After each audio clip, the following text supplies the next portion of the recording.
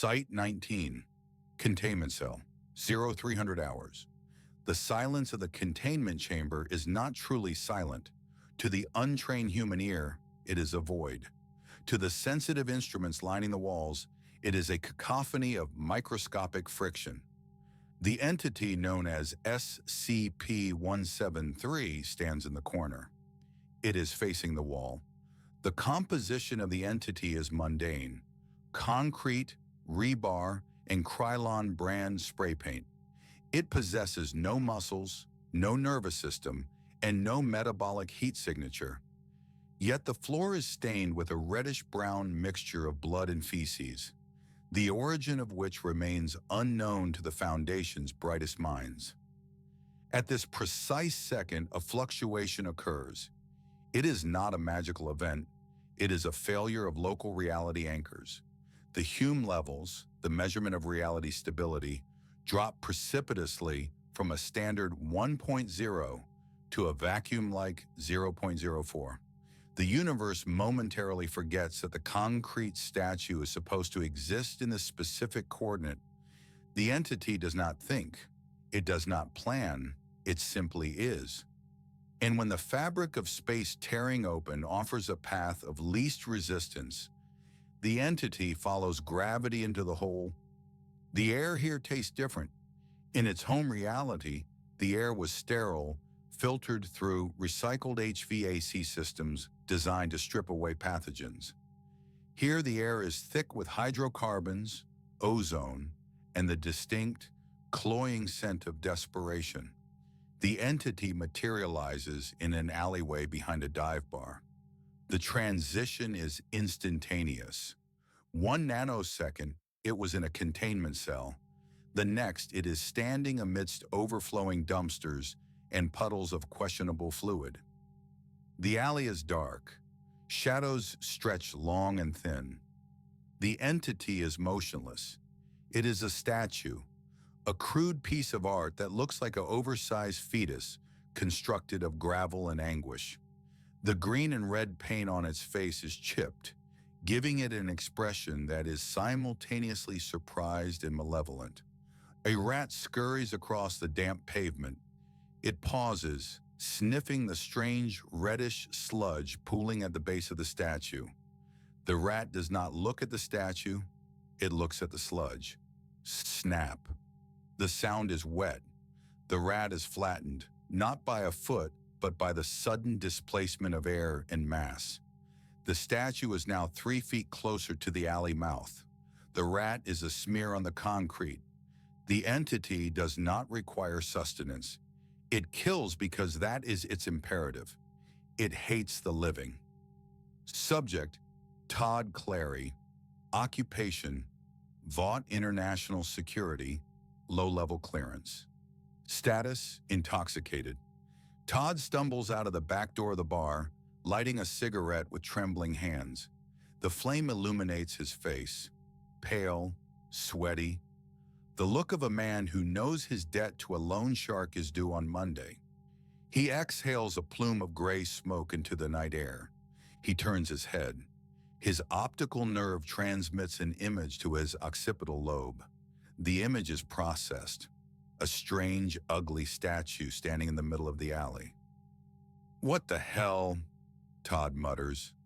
The human brain takes approximately 13 milliseconds to process an image. Todd sees the statue. He identifies it as an inanimate object. He dismisses it as trash. Todd blinks. The average human blink lasts between 100 and 400 milliseconds. It is a necessary biological function to lubricate the cornea and remove irritants. For the vast majority of human history, a blink is a moment of safety, a micro rest. For Todd Clary, it is an eternity. Temporal dilation analysis.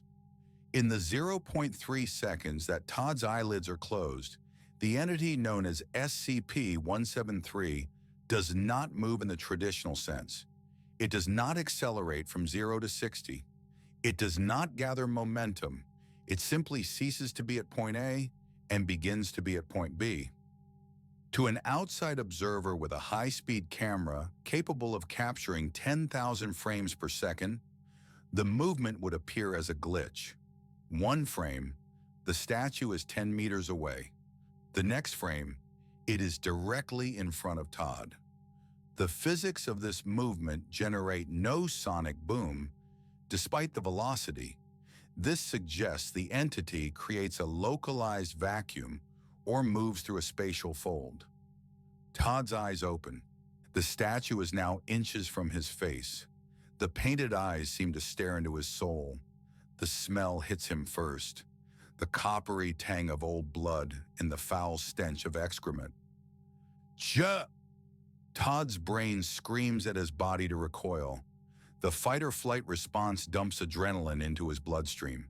His pupils dilate. His heart rate spikes from 85 beats per minute to 140. He does not blink. He stares, paralyzed by the absurdity of the situation. A statue moved. That is impossible. Therefore, he must be drunker than he thought. He takes a step back. He keeps his eyes locked on the concrete face. "Okay," Todd whispers, his voice trembling. "Okay, weird art project." He backs away slowly. He reaches the corner of the alley. He turns his head to check for traffic. Todd had two options. He could have walked backward into the street, risking being hit by a taxi but keeping his eyes on the threat. He considered this. The fear in his gut told him to keep watching. But the logical part of his brain, the part that feared social embarrassment in getting run over, overrode the instinct. He chose to look away for safety. That hesitation, the split second where logic battled instinct, cost him everything. The sound echoes off the brick walls. It is the sound of the C1 and C2 vertebrae being sheared apart with mechanical precision. Todd Clary falls to the ground, dead before his brain registers the pain. The entity stands over him. It excretes a fresh layer of waste. It waits. Vought Tower, 54th floor, Crime Analytics Division, 0900 hours.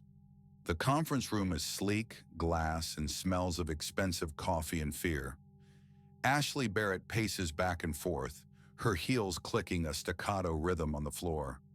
She is pulling at her hair, a nervous tic she has developed since assuming the role of CEO. On the screen is the grainy CCTV footage from the alleyway. "Explain it to me," Ashley snaps, "and explain it to me like I'm 5 years old. Because if I have to explain to the board why a security guard was murdered by a piece of modern art, I am going to scream." The analyst, a young man named Kevin with thick glasses, swallows hard. "Ma'am, we don't know. The footage is corrupted." "Corrupted? Watch." Kevin plays the tape. Todd stumbles out. He looks at the statue. He blinks. The statue teleports. He backs away. He looks away. He dies. "It's a soup," Ashley says, pointing a manicured finger at the screen. "It has to be. Some D-lister with telekinesis or super speed moving a prop. Is this a prank? Is this blind spot trying to get back in?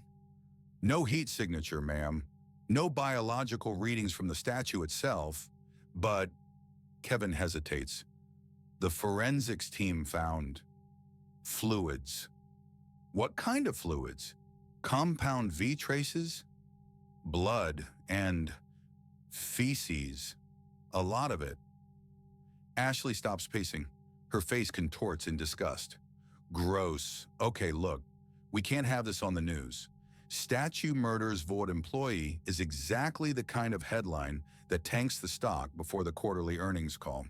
It's weird, it's inexplicable, and it smells literally like shit." The strategic calculation. Ashley considers her options. Option A, call Homelander. Risk, Homelander is unstable. If he sees something he can't immediately kill or understand, He might laser the entire city block. He hates being confused. He hates feeling like he isn't the most powerful thing in the room. Benefit: the problem disappears instantly, probably. Option B, send a cleanup crew. Risk: if it is a powerful soupy villain, the crew dies. Benefit: it keeps the incident quiet. It keeps Homelander calm. Ashley looks at the phone. She looks at the screen. She imagines Homelander's laser eyes burning through her desk because she interrupted his breakfast. "Get the deep," she says. "An A-train. Tell them it's a PR op. A mystery villain takedown. Keep it off the main channels. I want this thing crushed into gravel and dumped in the Hudson by lunch." She chose the path of least resistance. She chose to protect her own comfort over the safety of her team. Location: Brooklyn Naval Yard. Abandoned warehouse 4B. 11:30 hours. The entity has moved. It travels when no one is watching. In a city of millions, there are always eyes, but there are always gaps. A blink here, a turned head there. It has moved in fits and starts, a stuttering horror making its way toward the highest concentration of population. It currently resides in the shadows of a warehouse, surrounded by the corpses of 3 homeless men. The Deep walks in first, holding his trident, looking thoroughly annoyed. "This place smells worse than the Gowanus Canal, dude. Seriously, why am I here?" A train zooms in, a blue blur that stops abruptly next to the Deep. He is vibrating with energy, his heart pounding a steady, chemically enhanced rhythm. "Let's just find the guy, smack him, and go. I got a photo shoot at 2. "It's over there."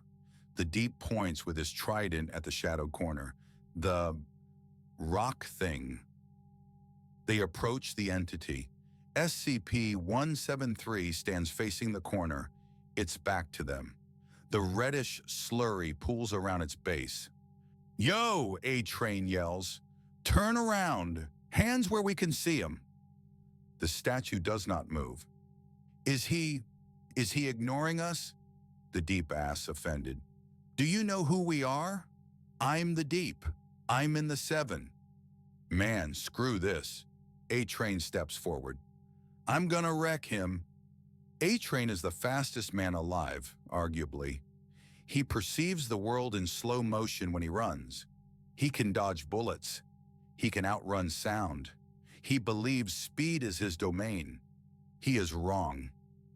A-Train blinks. In the world of the boys, compound Phi enhances biological functions. A-Train's muscles are denser, his neurons fire faster, his metabolism is a fusion reactor. When he runs, he experiences time dilation. A second stretches into a minute. But SCP-173 operates on quantum rules, not biological ones. When A-Train's eyelids close, the universe grants permission for the entity to move. Snap. A-Train's eyes open. The statue is no longer in the corner. It is directly in front of the Deep. The Deep screams, a high-pitched, undignified sound. He stumbles back, tripping over his own feet. "Whoa! What the fuck? It moved! It just teleported!" A-Train's mind races. Teleporter. Okay, like that kid from Red River. He blinks in and out. "I just gotta be faster." "Back up, Deep!" A-Train shouts. He enters his running stance. The world slows down around him. Dust motes hang suspended in the air. The sound of the Deep's scream drops in pitch to a low groan. A-Train circles the statue. He is moving at Mach 1. To him, the statue is frozen, a motionless piece of concrete. "This is easy," A-Train thinks. "I'll just dismantle it." He reaches out to grab the statue's head. He intends to smash it against the floor. But A-Train has a weakness. His eyes dry out. The wind resistance, even with his goggles, requires him to blink. 0.0001 seconds. A-Train blinks mid-stride. In that infinitesimal fraction of a second, while A-Train is moving at the speed of sound, the statue moves at the speed of immediate causality. Crack. A-Train feels an impact like a freight train hitting his shoulder. He is sent spinning across the warehouse, crashing through a stack of wooden pallets. He tumbles, skidding to a halt, gasping for air. His collarbone is shattered. Ow! Shit! A-Train screams, clutching his shoulder. It hit me! It hit me while I was running! The Deep is on the floor, scrambling backward. He is staring at the statue. It's looking at me! It's looking right at me! Don't blink! A-Train yells, the realization dawning on him with horrific clarity. The pain in his shoulder creates a moment of hyper-focus. Deep, do not blink. It moves when you don't look. I have to blink eventually, the Deep cries, tears welling up in his eyes. My eyes are burning. This is not a fight. A fight implies an exchange of blows, a strategy. This is a game of red light, green light, played with a creature that cannot lose. The Deep stares at the statue. The painted face seems to mock him. The smell of feces is overpowering. A train! Help me! The Deep pleads. A train struggles to his feet. His shoulder is agony. He looks at the exit. He looks at the Deep. The split decision. A-Train's heart is racing. He knows he can run. He can run out of here, get to Vought Tower, and get medical attention. If he leaves, the Deep dies. If he stays, he has to keep his eyes on that thing while in excruciating pain. He remembers the feeling of his heart failing him before, the fear of weakness. I can't run, A-Train lies. My leg.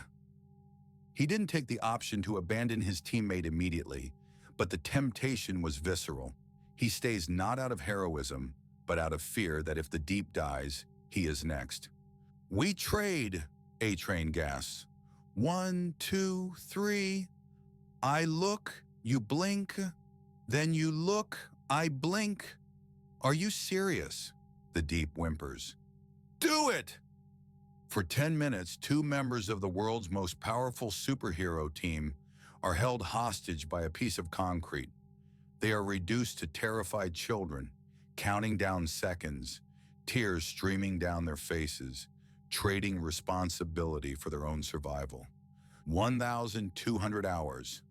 The standoff is broken by silence. A figure drops from the skylight. He lands without a sound. Clad in black tactical armor, face completely obscured. Black Noir. He stands between the Deep and the statue. He looks at the statue. He tilts his head. Noir! The Deep sobs. Thank God! It moves when you blink. Don't blink. Black Noir does not speak. He does not breathe audibly. He stares at the sculpture. The entity does not move. Noir walks forward slowly. He is not afraid. His brain is damaged, missing the components that process existential dread in the same way normal humans do. He sees a target. He draws a tactical knife, a blade made of carbon-hardened steel, capable of slicing through tank armor. Noir stares. He does not blink. He has trained himself to suppress the reflex for minutes at a time. He slashes, clang, sparks fly. The knife skitters off the concrete surface of SCP-173. There is not even a scratch on the paint. Noir pauses. He looks at his knife. He looks at the statue. He sheathes the knife and winds up for a punch. Noir possesses super strength. He can rip heads off with ease. He delivers a haymaker to the statue's midsection. Thud. It sounds like hitting a mountain. The concrete does not crack. The rebar does not bend. The force of the blow reverberates back into Noir's arm, fracturing his wrist. Noir does not cry out. He simply looks at his hand, which is now bent at an unnatural angle. It's invincible, A-Train yells. We gotta go. Noir, get out of there. Noir ignores him. He is frustrated. He reaches into his belt and pulls out a miniature explosive charge. He sticks it to the statue's face. He backs away, keeping his eyes fixed on the target. Boom! Dust clouds the room. Did you get it? The Deep asks, squinting. The fatal mistake. The smoke blocks the line of sight. For a split second, the dust cloud is thick enough that the statue is technically unobserved. The light cannot bounce off the object and reach the retina. In the darkness of the smoke, the sound of grinding stone is deafening. Snap. The dust clears. Black Noir is on the ground. His neck is twisted 180 degrees. He is not dead. His regenerative capabilities are keeping him alive. But his spinal cord is severed. He is paralyzed, staring up at the ceiling, unable to move, unable to protect himself. The statue stands over him. It looms. The Deep screams. A train scrambles backward, his bravado completely shattered. This is not a villain they can punch. This is not a terrorist they can laser. This is a force of nature that exposes the fragility of their biology. The narrator observes the scene with cold detachment. The organism known as Black Noir is currently experiencing a total systematic failure of the central nervous system. Despite his enhanced durability, the torque applied to his cervical vertebrae exceeded 40,000 newtons. The statue did not use leverage. It applied force instantaneously across the entire surface area of the neck. The subjects are now experiencing a psychological phenomenon known as primal regression. Their status as superheroes has been nullified. They are prey. 12-15 hours. The air pressure in the warehouse drops. A low hum vibrates the metal siding. The Deep looks up, hope and terror warring in his eyes. Homelander? Homelander descends through the hole Noir made in the skylight. His cape flutters majestically. His eyes are glowing a soft, menacing red. He lands, his boots crunching on the glass. He looks at the shattered A-Train. He looks at the paralyzed Noir. He looks at the cowering Deep. Finally, he looks at the statue. What? Homelander says, his voice dangerously calm. Is this pile of trash doing to my team? He walks up to SCP-173. He is not afraid. Why would he be? He is the strongest being on the planet. He is a god. Look at me, Homelander commands the statue. The statue stands still. Homelander smirks. That's what I thought. He places a gloved hand on the statue's head. You broke my toys, he whispers. I don't like it when people break my toys. Homelander applies pressure. He expects the concrete to crumble into dust. He squeezes. Nothing happens. Homelander frowns. He squeezes harder. The veins in his forehead bulge. He is exerting enough force to crush a diamond. The statue remains pristine. The Krylon paint doesn't even flake. Homelander's ego takes a hit. Confusion enters his eyes. This is impossible. There is nothing he cannot break. Fine, he spits. His eyes flare bright red. Two beams of concentrated heat energy, hotter than the surface of the sun, erupt from his eyes. They strike the statue's chest. The physics of resistance. The lasers should melt the concrete instantly. They should turn the rebar into liquid slag. Instead, the energy splashes off the surface of SCP-173, refracting wildly around the room. Watch it! A-Train yells, ducking as a laser beam slices through a steel support beam above his head. Homelander increases the intensity. He screams with effort, Die! Just die! The statue heats up. It glows cherry red, but it does not melt. It does not break. It absorbs the energy and remains structurally impossible. Homelander stops. He is panting. Smoke rises from the statue, but as it clears, the face is still there.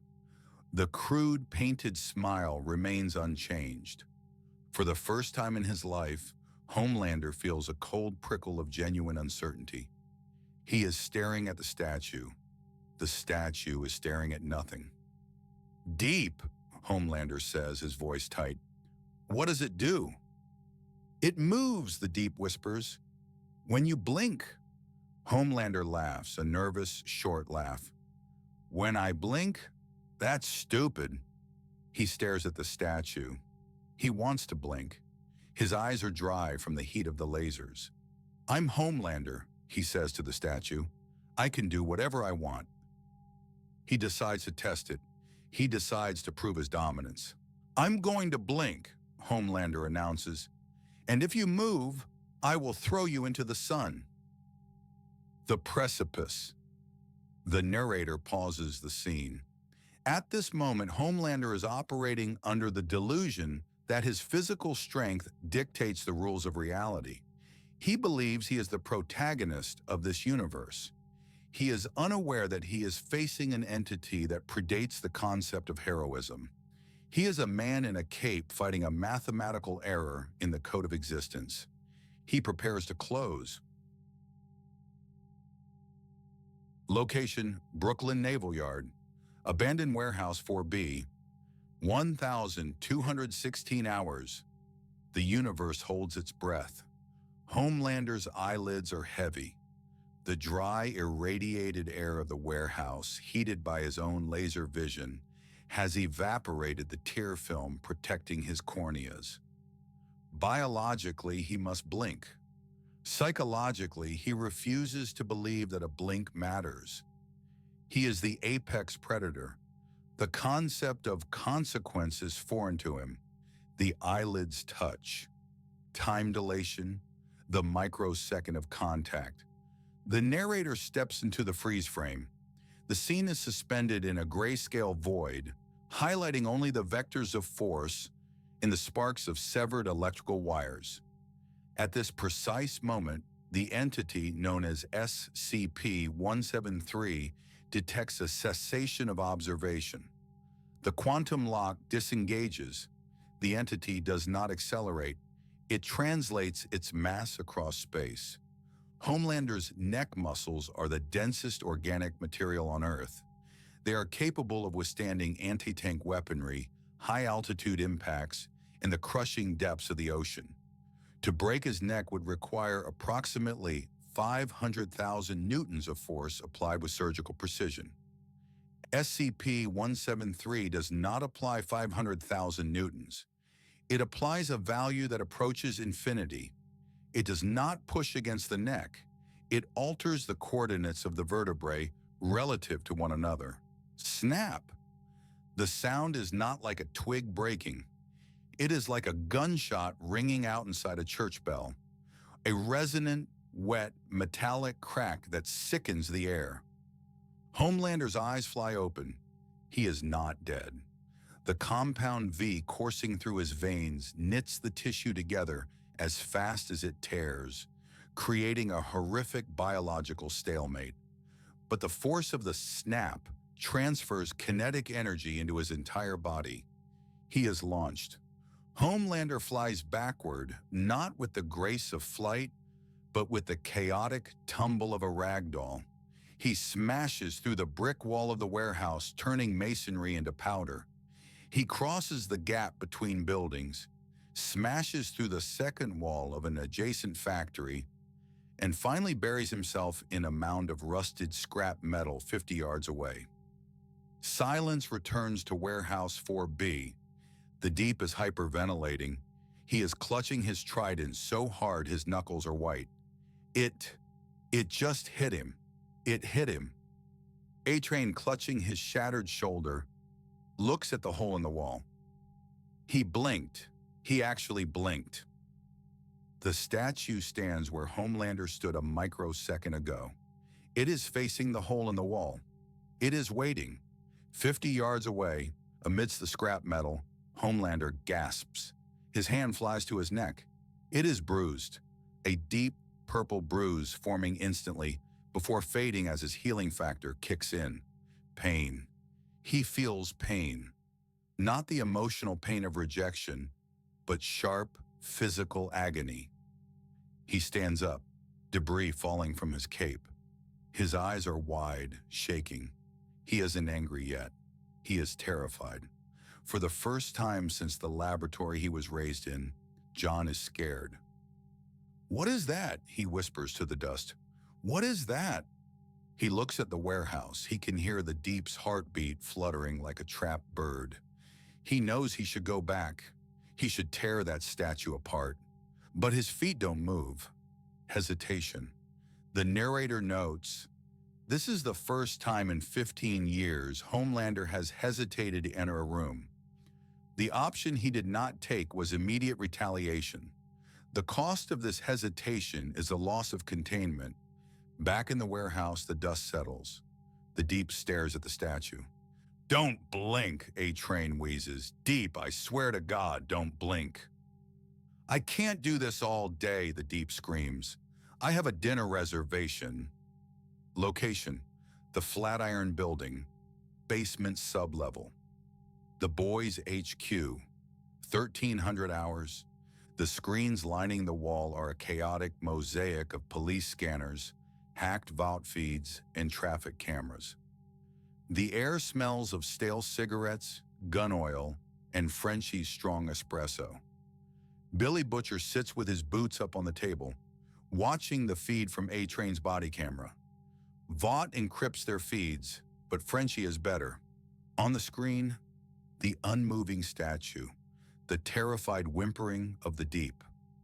"Well," Butcher grunts, a dark grin spreading across his bearded face. "Ain't that a diabolical sight?" Huey Campbell stands by the door, wringing his hands. He looks pale. "What is it, Butcher? Is it a soup? It looks like bad art." "It's a weeping angel," Frenchie says, adjusting his goggles as he zooms in on the freeze frame of the statue's face. "Or something similar. Look at the paint. Krylon, domestic grade. But the composition, the scanner says it is concrete. Just concrete.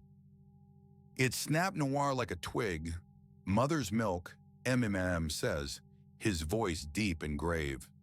He is reviewing the vitals from Noir's suit, which they are also intercepting.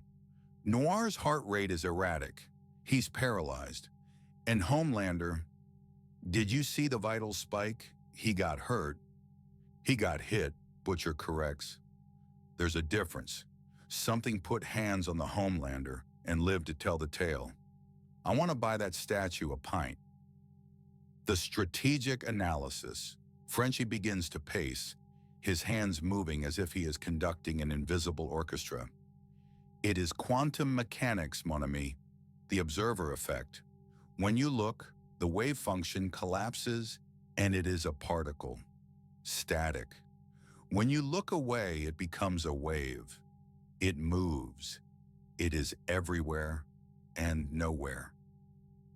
"So it's a ghost?" Huey asks, voice cracking. "It's a weapon," Butcher says. He drops his feet from the table and leans forward, the humor gone from his eyes. Vought can't kill it.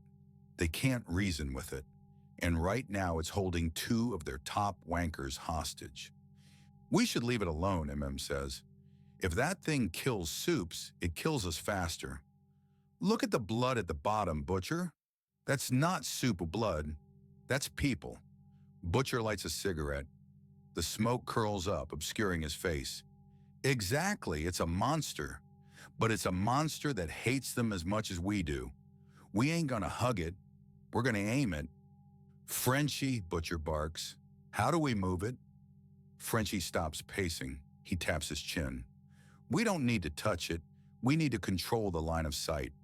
If we use mirrors or a drone swarm with a programmed blink cycle, we could hurt it, like sheep." "Like a very fast, murder-happy sheep," Huey adds. "Get the van," Butcher orders. "We're going to Brooklyn. I want a front row seat when the Deep finally blinks." The narrator interjects. Butcher is making a calculation based on insufficient data. He assumes the entity operates on biological animosity, that it hates Vought.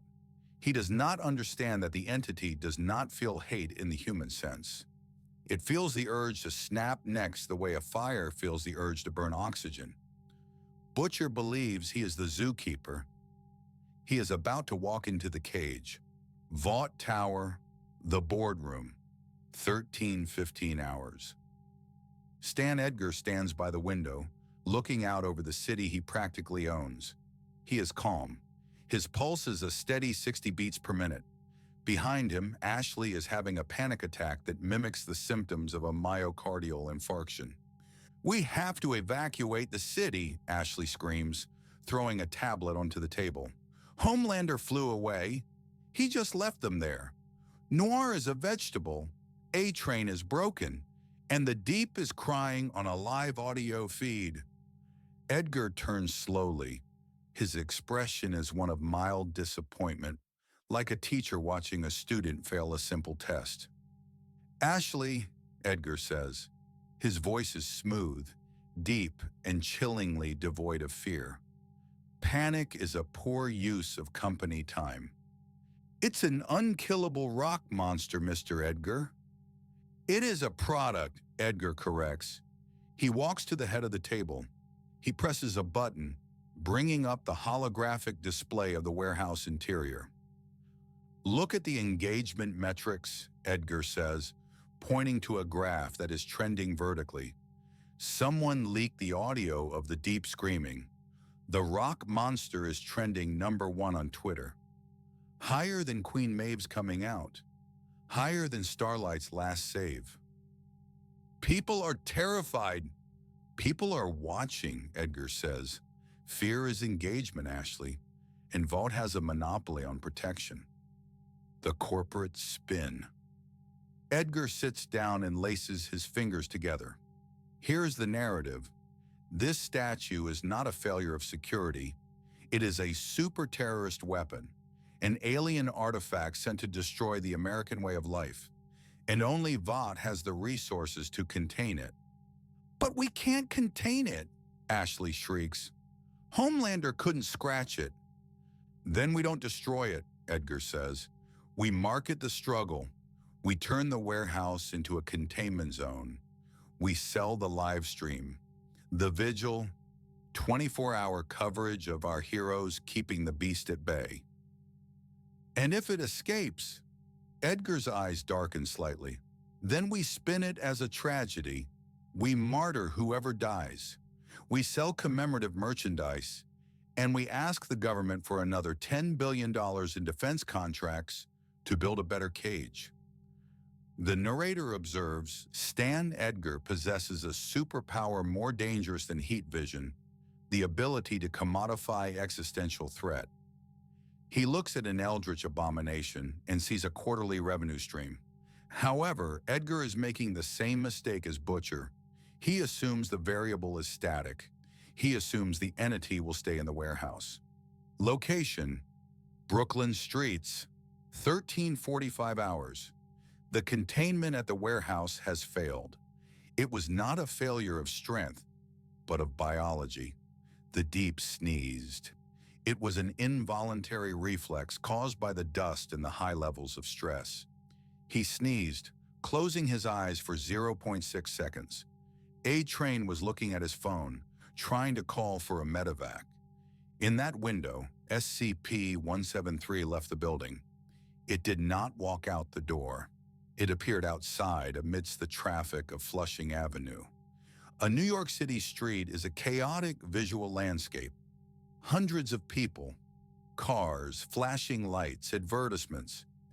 At any given moment, dozens of eyes are scanning the environment. The entity stands in the middle of a crosswalk. A taxi slams on its brakes, screeching to a halt inches from the concrete base. "Hey! Get out of the road, you ugly piece of..." The cab driver yells, leaning out the window. He stares at the statue. The statue is frozen. A pedestrian, a woman carrying groceries, stops to look. "Is that a Banksy?" A crowd begins to form. They look, they point, they take photos with their phones. The narrator slows time to explain the lethal geometry of a crowd. Safety in numbers is a biological imperative for humans. Against a predator like a wolf or a lion, a group is safer. Against SCP-173, a group is a chaotic variable machine. Subject A, the cab driver, blinks. Subject B, the woman, is looking at her phone screen, checking the photo she just took. Subject C, a teenager, is looking at the statue but turns his head to tell his friend to look.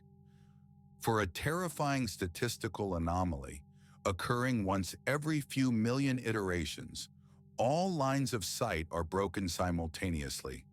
Crunch. The cab driver's head is twisted backward. He slumps onto the horn. Honk! The sound startles the crowd. They flinch. They blink. Snap. The woman with the groceries is thrown into the windshield of the taxi. Her neck is broken. The entity is now on the sidewalk. Panic erupts, and panic is the entity's greatest ally. When humans panic, they run. When they run, they look forward, away from the danger. They seek cover. They close their eyes to scream. The massacre begins. It is not a fight scene. It is a glitch in reality. The statue appears in snapshots. Snapshot 1, standing by the newsstand. The vendor is dead. Snapshot 2, 10 meters down the block. 2 police officers are twisted into unnatural shapes. Snapshot 3, inside the lobby of an apartment building. The doorman is gone. The sounds of snaps are drowned out by the screams. The entity moves toward the subway entrance. It seeks density. It seeks the dark. Location: Flushing Avenue, 1400 hours. The black van screeches around the corner, mounting the curb. Butcher kicks the back doors open before the vehicle even stops. "Frenchie, the mirrors!" Butcher yells. Frenchie and leap out, carrying large riot shield-sized mirrors. Huey stays in the van, monitoring the drone feeds. "It's heading for the G train," Huey yells over the comms. "If it gets in the tunnels, we lose it. It'll kill everyone on the platform." "Kimiko!" Butcher shouts. The female, Kimiko, leaps from the van. She is fast, feral, and silent. She lands on the hood of a parked car and spots the statue. It is currently frozen, surrounded by a circle of terrified, screaming civilians who are backing away but too scared to turn around. "Everyone clear off!" Butcher roars, racking a shotgun. "Unless you want your heads on backwards, keep your eyes on the ugly bastard and back away slowly." The authority in his voice works. The civilians scatter, glancing back terrified. Now it is just the boys in the statue. "Okay," Butcher breathes. "Frenchie, set up." Frenchie moves carefully, keeping his eyes glued to the statue. He sets up a mirror on a tripod to the left. Sets one up to the right. "The reflection counts as observation," Frenchie shouts. "As long as the mirror is unbroken, it is locked." They create a triangle of reflection. The statue is trapped in a loop of its own image. "It's working," says, wiping sweat from his forehead. "It stopped." Butcher walks up to the containment perimeter. He looks at the statue. The face is crude, spray-painted, mocking. "You're a nasty piece of work, aren't you?" Butcher mutters. Suddenly, Kimiko tilts her head. She steps closer. She doesn't speak, but her body language shifts from aggression to curiosity. She smells something. "Kimiko, get back," Butcher warns. Kimiko points at the statue. Then she points at herself. She taps her chest. "What?" Huey asks over the comms. "What is she doing?" "She thinks it's like her," Frenchie realizes. "A prisoner, a weapon made by bad men." "It ain't a person, Frenchie," Butcher snaps. It's a rock. The narrator interrupts. Kimiko is displaying a trait known as anthropomorphism. She projects human trauma onto an inanimate object. This is a fatal error. The entity does not have trauma. It has mass and coordinates. However, Kimiko's proximity triggers a reaction that has never been documented in the SCP Foundation's database. The compound Phi in Kimiko's blood is radiating a specific isotopic signature, a low-level hum of biological energy. The statue begins to vibrate. It is not moving spatially. It is vibrating in place, a low grinding sound, like stones rubbing together deep underground. The reddish sludge at its base begins to bubble. "It's doing something," MM yells. "The mirrors are shaking." Crack. The mirror on the left fractures, not from impact, but from the sonic frequency of the vibration. "It's screaming," Frenchie whispers, clutching his ears. "It is screaming in a frequency we cannot hear." The glass shatters. The line of sight is broken on the left flank. From the sky, a thunderous boom announces the arrival of Stormfront. She descends, lightning crackling around her hands. She sees the statue. She sees the boys. "Well, well," Stormfront sneers. "Terrorists playing with dolls?" She doesn't know the rules. She doesn't know about the blinking. "Don't!" Butcher yells, surprisingly trying to save her. "Don't take your eyes off it." Stormfront ignores him. She looks at Butcher, her eyes glowing with plasma. "I'll deal with the rock later. First, I'm going to fry." She blinks. The statue does not attack Stormfront. It uses her arrival as a distraction. In the split second Stormfront blinks, the entity moves past her. It moves directly toward the subway entrance. "No!" Huey screams. Stormfront looks back, confused. "Where did it go?" "You stupid Nazi bitch," Butcher screams. "You let it loose." The entity descends into the dark labyrinthine tunnels of the New York City subway system. Down there, the lights flicker. Down there, thousands of commuters are packed into metal tubes. Down there, it is dark. And in the dark, SCP-173 is God. Location: G train tunnel. Between stops: 14-15 hours. The train is stalled. The lights are out. The emergency backup lighting casts everything in a sickly red glow. "Ladies and gentlemen, we are experiencing a minor delay," the conductor announces over the crackling intercom. A passenger in the third car, a businessman checking his watch, sighs. He looks out the window into the pitch-black tunnel. He sees a face pressed against the glass. It is made of concrete. Green and black eyes, red mouth. "What the..." The lights flicker off completely for 1 second. Crunch! The window shatters inward. The screams begin in the third car. They echo through the tunnel, amplified by the acoustics of the underground. Narrative shift. The environment has shifted from an open urban setting to a closed ecosystem. This maximizes the entity's lethality. In a subway car, there is nowhere to run. The panic causes a stampede. The stampede blocks lines of sight.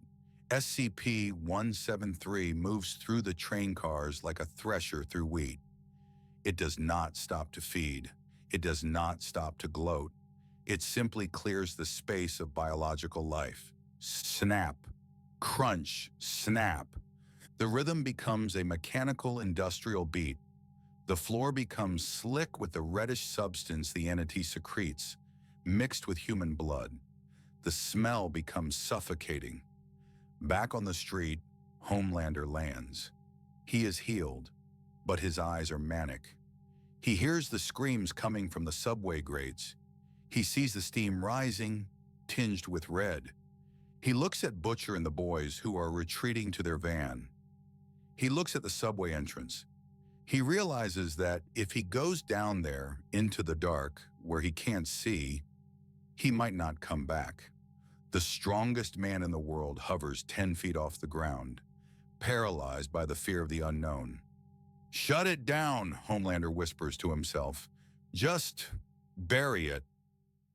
His eyes glow red. He looks at the street above the subway tunnel. "What is he doing?" asks, watching from the van. "He's not going in," Butcher realizes, his face pale. "He's going to collapse the tunnel." "There are people down there!" Huey screams. Homelander unleashes his heat vision, not at the monster, but at the structural supports of the street. He slices through the asphalt, the steel beams, the concrete foundation. The street begins to cave in. The choice of Homelander chooses to bury his fear along with thousands of innocent civilians. It is a tactical decision to save his reputation. If no one survives to tell the story of the monster, then the monster didn't beat him. The ground rumbles. The tunnel collapses. The screams are silenced by the roar of falling earth. Dust plumes into the sky, choking the sun. Silence. Homelander floats above the crater. He puts his hands on his hips. He smiles for the news helicopter circling above. "It's over," he announces, his voice amplified. "I have neutralized the super-terrorist threat. The citizens are safe." The coda, deep beneath the rubble, buried under tons of rock and twisted steel, in a pocket of air within the crushed subway car, there is silence, total darkness. No observers. Scrape, the sound of concrete moving against steel. Scrape. The entity is not dead. You cannot kill gravity with rocks. You cannot kill a concept with a cave-in. It is buried. It is unobserved. And it has the entire underground network of New York City connected to this tunnel. It begins to move through the sewers. The narrator concludes, "Vought International has successfully contained the incident from the public eye. They have failed to contain the anomaly.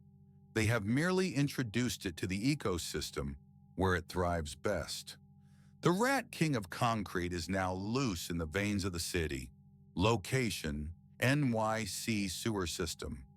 Junction 7 Alpha, beneath Hell's Kitchen. Date, 2 days after the incident. Status, unobserved. The darkness here is absolute. It is a wet, cloying darkness that smells of methane, rust, and the waste of 8 million people. Deep within the catastrophic collapse caused by Homelander, there is a pocket of silence. The original entity, SCP-173, stands amidst the rubble. It is unharmed. The crushing weight of the street above merely served to hide it from the only thing that limits its power, the human eye. It stands in a pool of brackish water. The reddish-brown substance it excretes, a slurry of unknown biological and anomalous origin, begins to interact with the environment. In a standard biological system, reproduction requires energy, time, and genetic material. A cell divides, a fetus grows. It is a slow, messy process governed by thermodynamics.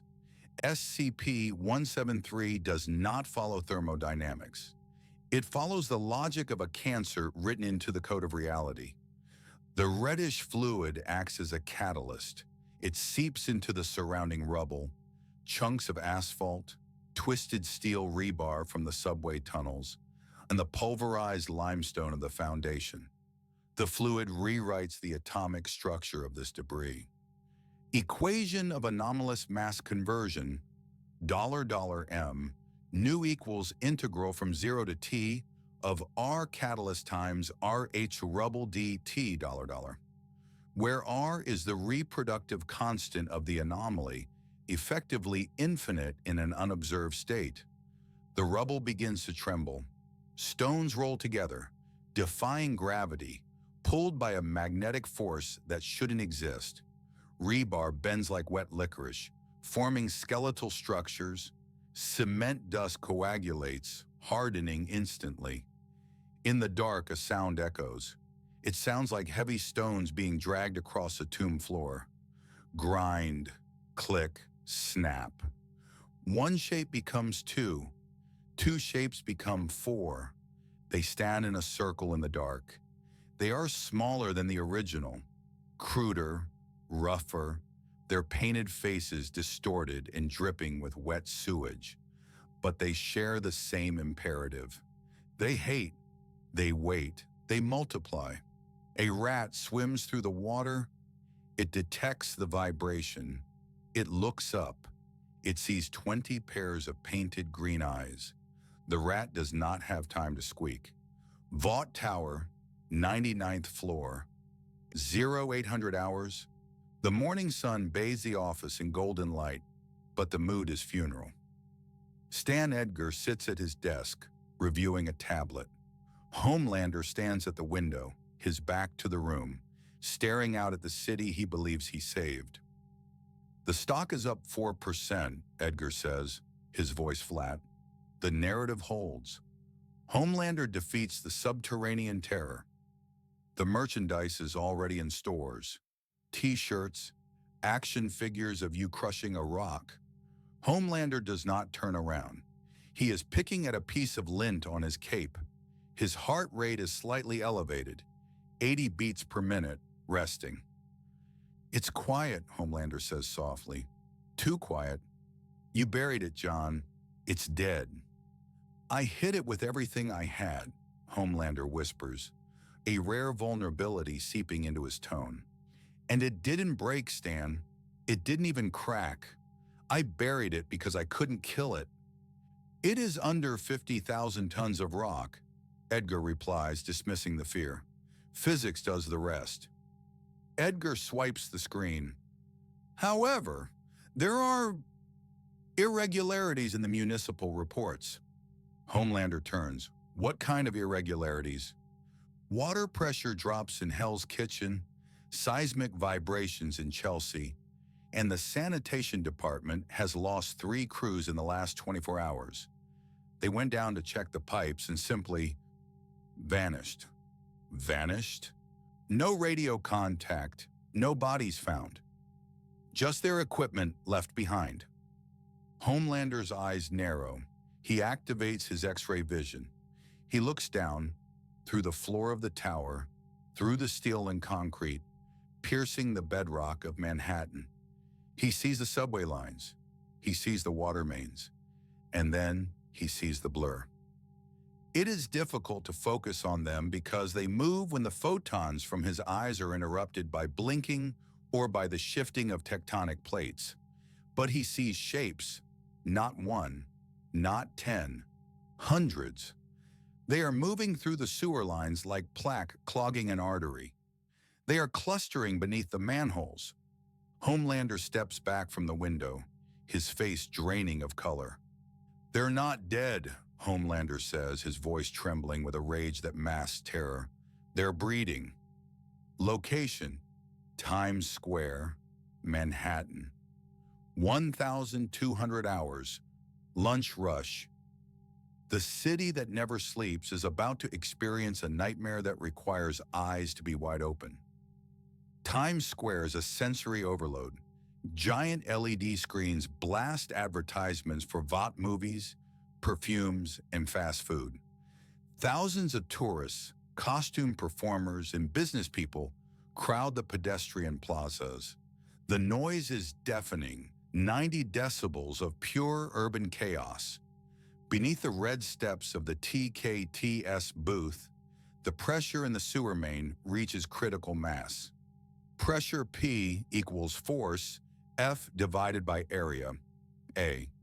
The collective force of 500 entities pushing upward against a cast iron manhole cover exceeds the structural limit of the locking mechanism. Bang!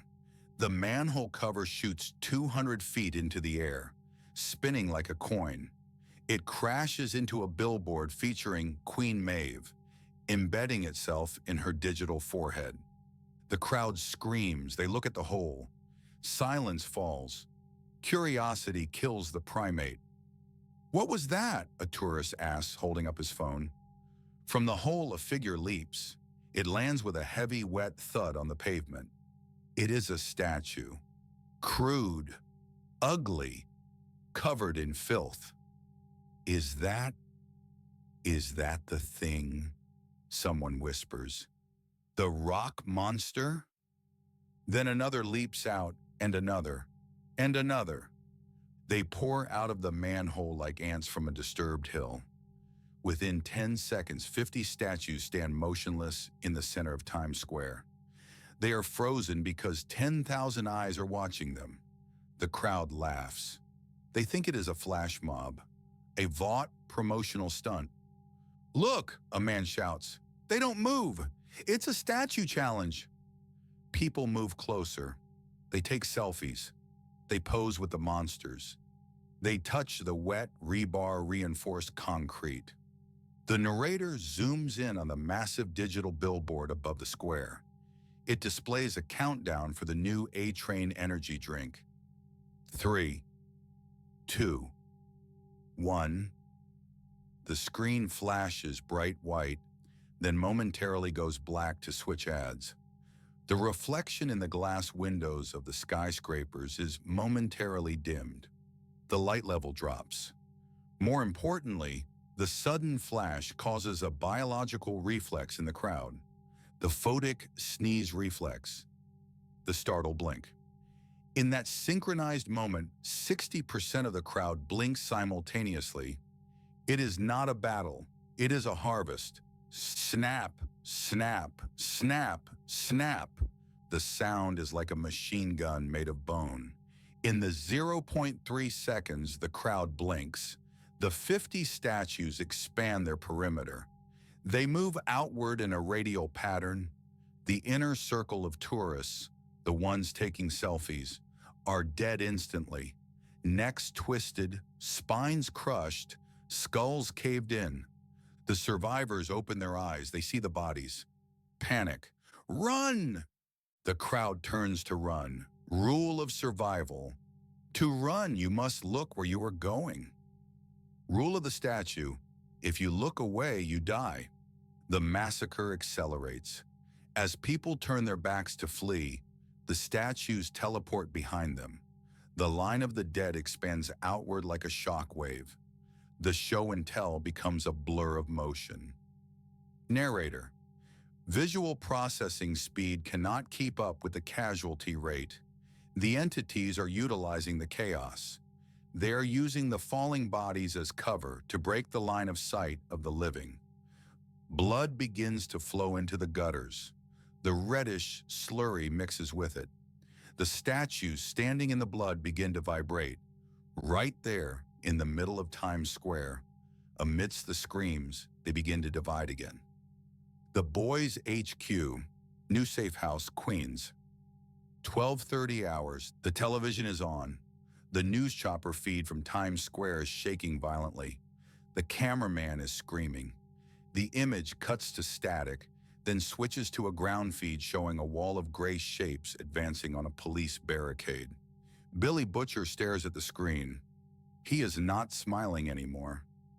Diabolical, he whispers, but the word lacks his usual zest. It is heavy. They are multiplying, Frenchie says, his hands flying across 3 different keyboards. The rate is exponential. N of t equals n0 times 2 to the t over 10. Every 10 minutes, the biomass doubles if they have access to fluids. And New York, mon Dieu, New York is full of fluids. We can't shoot them, says, pacing the small room. Bullets bounce off. Explosives just scatter the pieces, and the pieces grow back. It's like fighting a virus made of sidewalk. Huey is sitting in the corner, rocking back and forth. We have to leave. We have to get out of the city. Starlight said Vought is locking down the bridges. We ain't running, Huey, Butcher growls. This is it. This is the scorcher. Butcher slams a hand on the table. Frenchie, what stops them? Besides looking at them? Nothing, Frenchie says. They are quantum locks. Physical force is irrelevant. Only observation freezes them.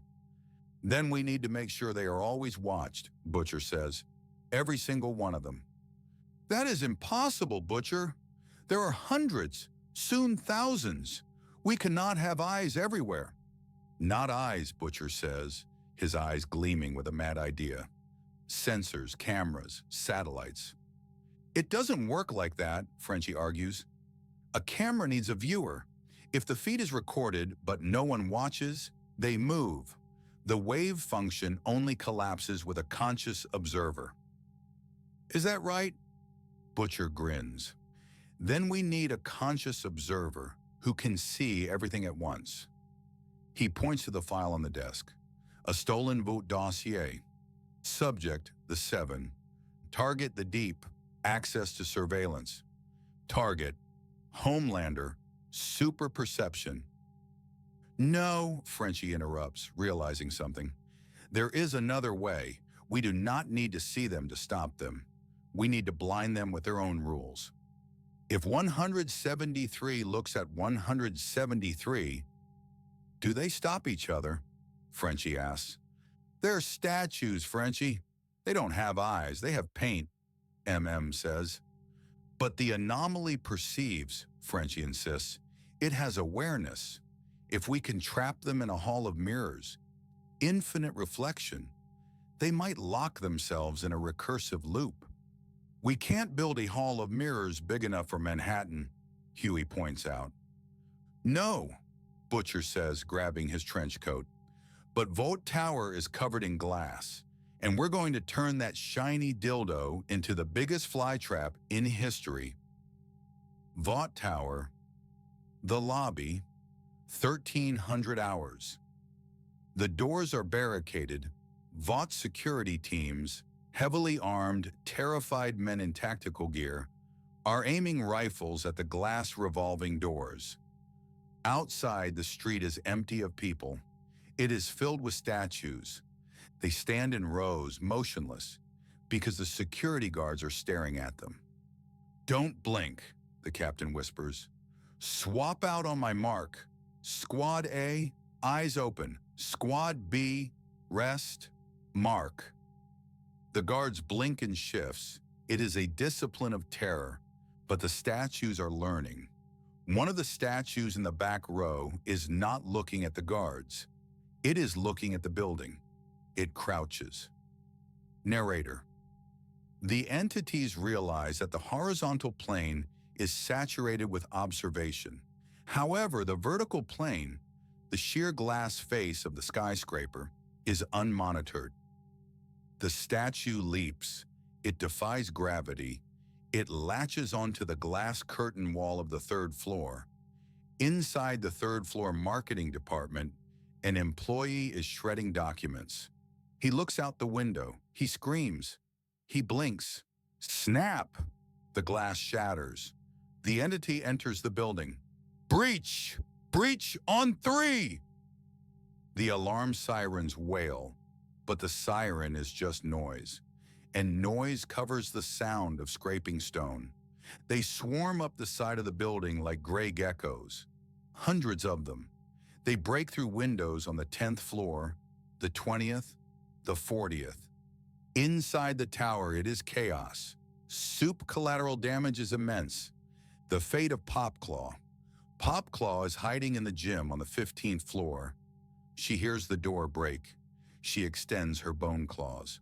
Come on, she screams. 3 statues enter. She slices the head off the first one. Narrator. This is a mistake.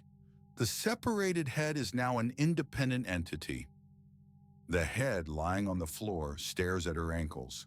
The body, headless, lunges. Popclaw blinks. The headless body tackles her. The head bites into her Achilles tendon. The last thing she feels is the crushing weight of concrete. The 7 are gathered. Homelander, Queen Maeve, A-Train, the Deep, in the paralyzed Black Noir, who has been propped up in a chair, his eyes taped open by order of Homelander, to serve as a passive observer. They're coming up the elevator shafts, Homelander says. He sounds exhausted. He has been lasering them for an hour, but for every pile of molten slag he creates, the walls of the tower birth 2 more. We have to fly out, Maeve says. Grab Noir and go. And go where? Homelander snaps. They're everywhere. The satellite feed shows them in Jersey, in Connecticut. It's a plague, Maeve. We can't stay here, A-Train yells. I can't run in here. There's no room. The elevator doors ding. They bulge outward. The metal groans. Homelander's eyes glow. Get back. The doors explode. A wave of gray bodies spills into the conference room. Not walking, spilling. They are piling over each other. A tsunami of concrete limbs and painted faces. Look at them, Homelander screams. The seven stare. The wave freezes midair, a grotesque sculpture of tangled bodies suspended by the collective gaze of the world's most powerful beings. I can't hold them all, the deep whimpers. There are too many eyes to look at. Homelander lasers the front line. The molten concrete sprays backward, blinding A-Train. My eyes, I can't see, A-Train screams, clutching his face. Loss of observer 1. The wave lurches forward 3 feet. Maeve throws a desk at them. It shatters too, but the fragments keep moving. We need to leave. Maeve grabs Noir. No, Homelander roars. This is my tower. Homelander flies forward, abandoning the strategy of observation for pure brute force. He punches into the mass. He is a god of flesh fighting a river of stone. He smashes them to dust, but the dust clouds the air. Narrator, the particulate matter in the air reaches a density of 400 parts per million. Visibility drops to 0. Homelander is in the cloud. He cannot see. Snap, snap, crunch. Homelander screams, not in pain, but in frustration. He is being dogpiled. Hundreds of statues latch onto him. They weigh him down. They bite. They claw. They are trying to bury him alive in his own penthouse. A-Train is stumbling down the hallway, blinded by the molten slag. Homelander! Maeve! Help me! He cannot see. He is the fastest man alive, but speed requires a vector. Without sight, he is stationary relative to the threat. He hears the scraping. It is all around him. Please, A-Train whispers. I'm A-Train. I'm the fastest. He feels a cold, rough hand touch his neck. Narrator. Reggie Franklin, known as A-Train, perceives time at an accelerated rate. As the hand closes around his throat, he experiences the sensation for what feels like hours. He has time to regret the steroid abuse. He has time to regret killing Robin. He has time to realize that he spent his life running, only to die standing still. Crack, the sound is wet and final. A-Train drops. The entity steps over him. It is wearing his sunglasses, which fell off during the struggle. It looks almost human. Queen Maeve kicks the door open. She is carrying Black Noir. She rushes to the edge. Homelander! She screams back into the dust-filled room. Homelander bursts from the cloud. He is covered in gray dust and blood. His suit is torn. He is flying, but he is dragging a chain of 5 statues that are clamped onto his legs and cape. He reaches the open air. The sunlight hits him. The statues on his legs freeze as Maeve looks at them. Burn them off, Maeve yells. Homelander lasers his own legs, severing the statues. They fall 99 stories down, crashing into the street below, where they instantly reform and join the horde.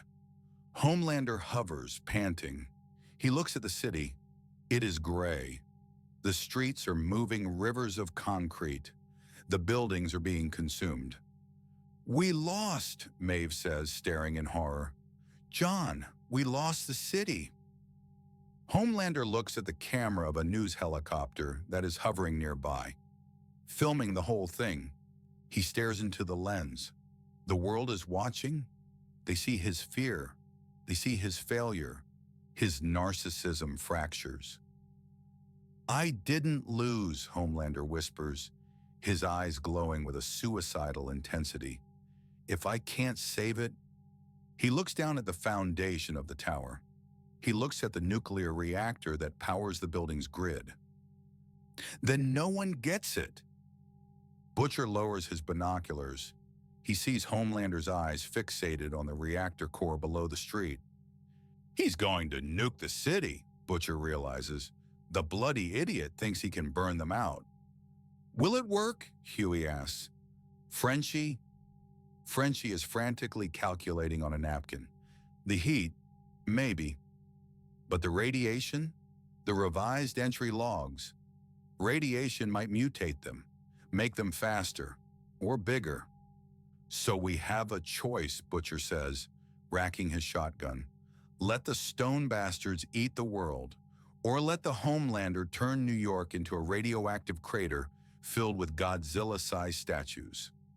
Butcher smiles, a dark, jagged smile. Right then, time for Plan C. What is Plan C? Huey asks, terrified. Butcher pulls a small vial of glowing green liquid from his coat. Not Compound V, something else. We give the statues a taste of their own medicine. We stop looking at them and start making them look at us. Narrator.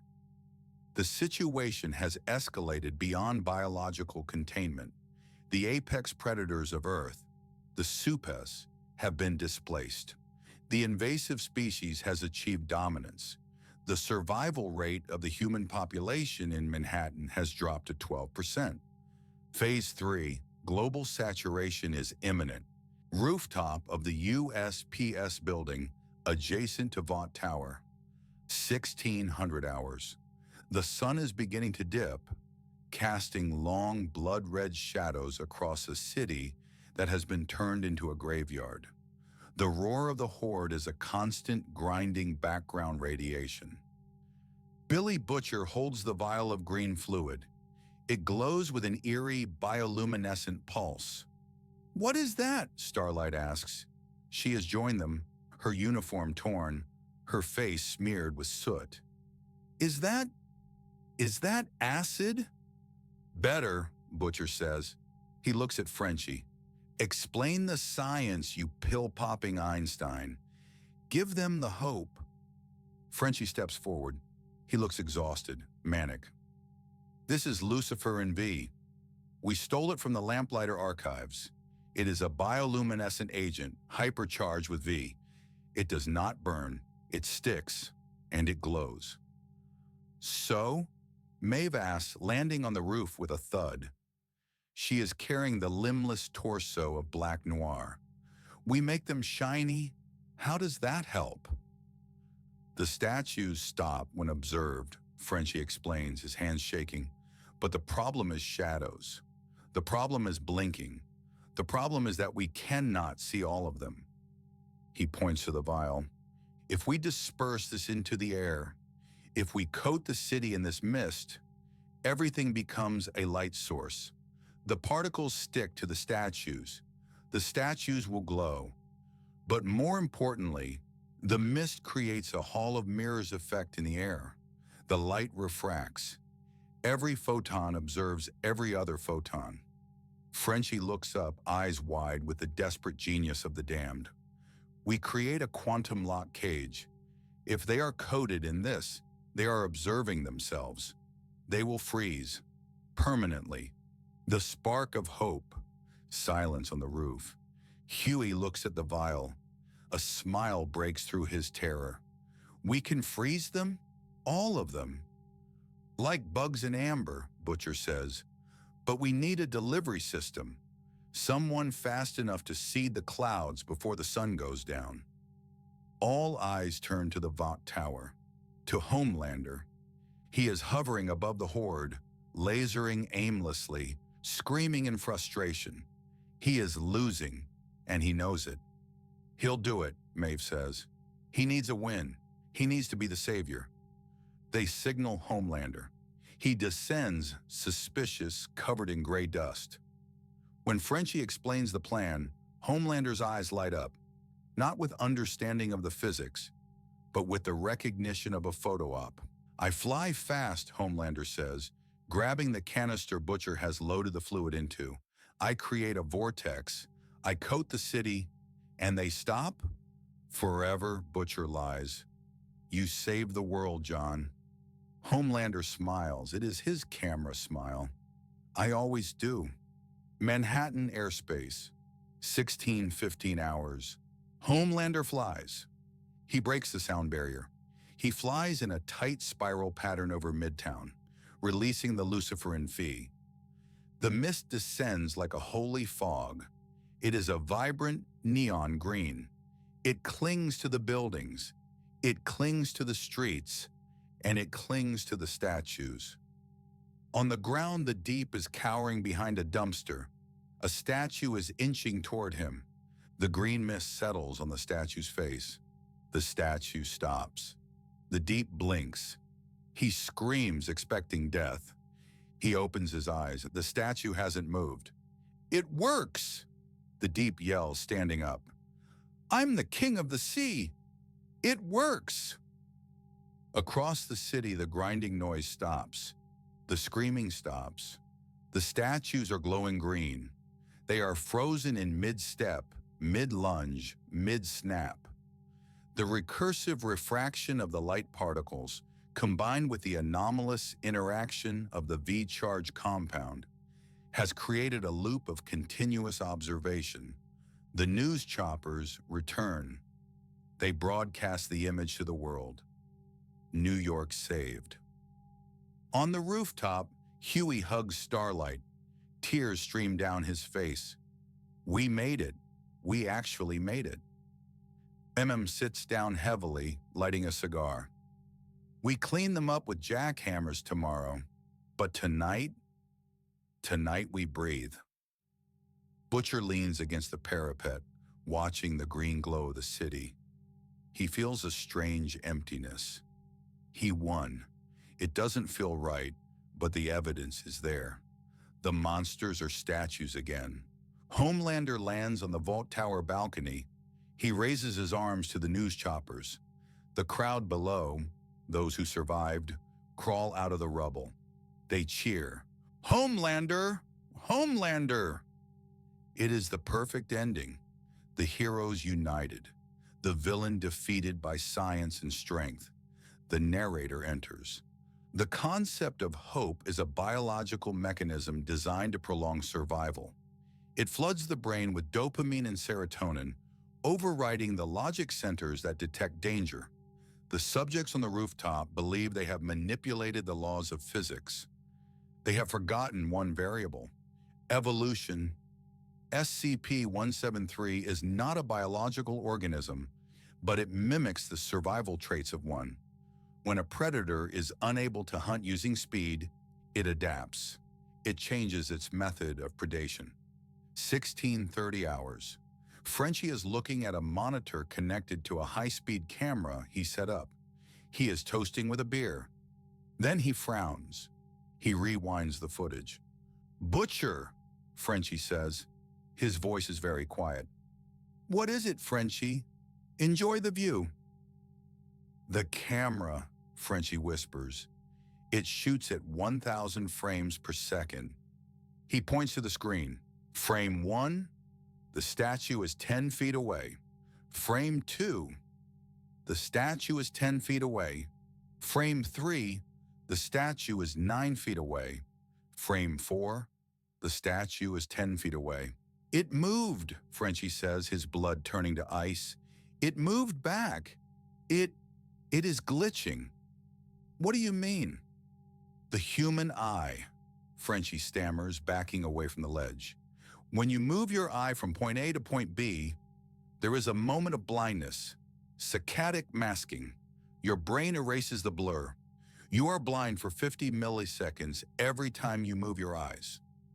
The narrator clarifies, the entities have learned.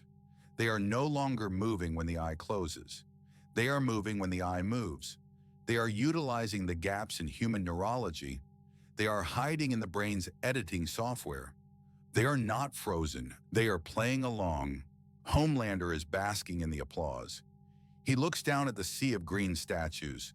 "I am the savior," he yells. He looks at a statue standing next to him on the balcony. He laughs. He taps its head.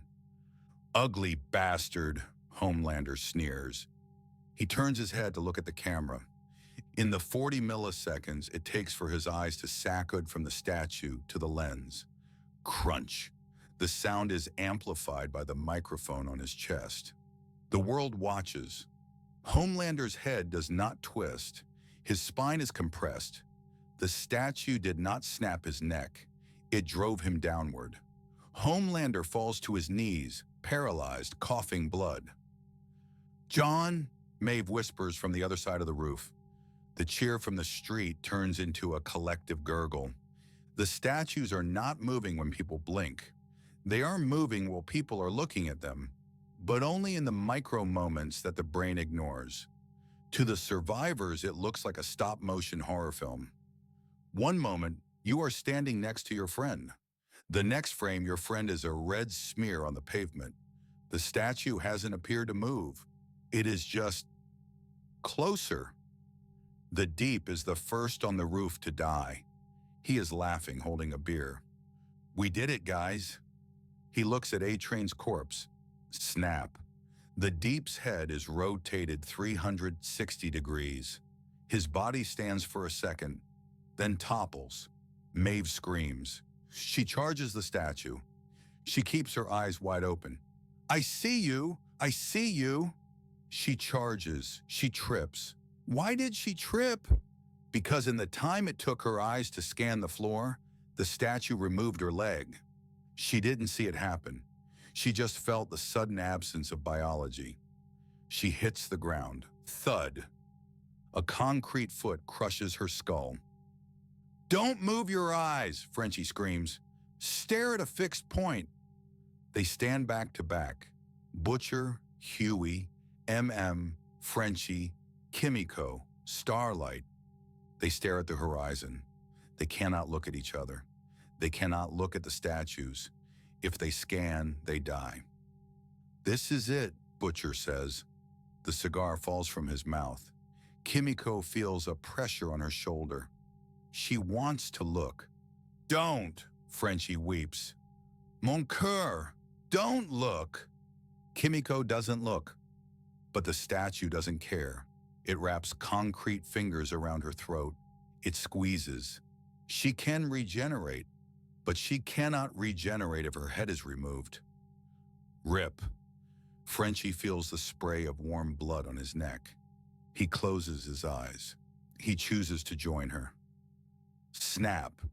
And Starlight are next. They are simply overwhelmed by the volume. The statues pile onto them.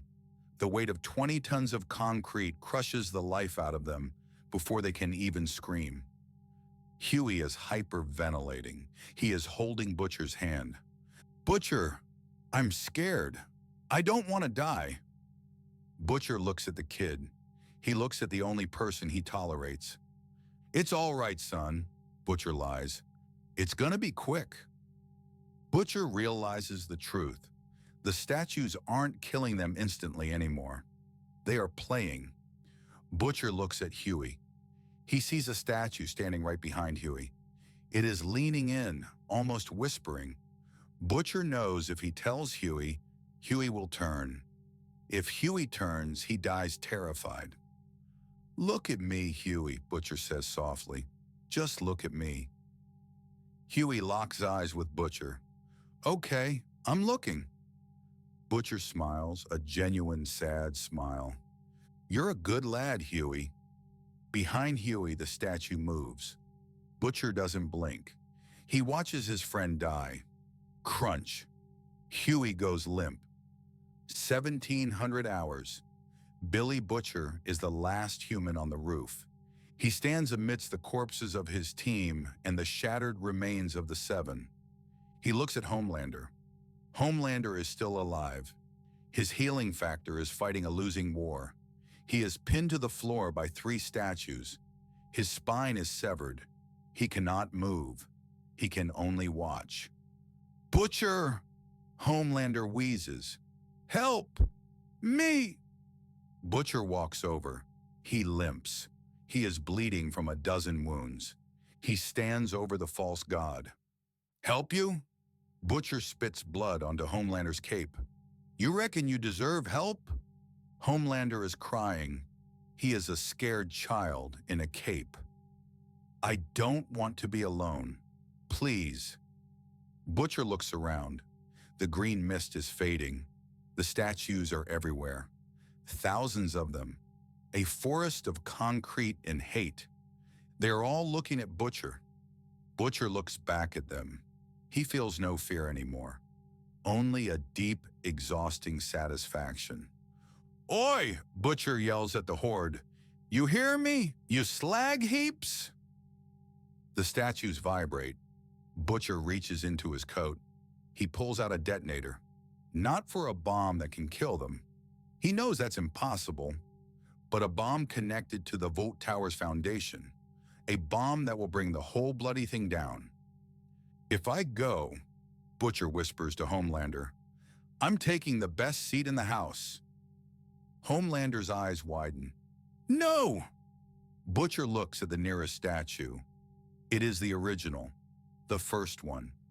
Its face is stained with the blood of New York. Butcher winks. "Scorched earth!" He presses the button. The narrator pulls back to a satellite view. Visual confirmation of high-yield structural collapse in Sector 7, Midtown. The Vought Tower, a symbol of human hubris, implodes. It does not fall like a tree. It collapses into its own footprint. Dust rises. The collapse kills William Butcher. The collapse kills John, Homelander. The dust cloud expands, covering the island of Manhattan. Inside the dust cloud, visibility is zero. Equation of finality, survivors equals $0. In the dark, beneath the rubble, amidst the twisted steel and pulverized glass. Scrape, scrape, scrape. The concrete remains. It reforms. It waits for the dust to clear. It waits for the rescue ships to arrive from the mainland. It waits for new eyes.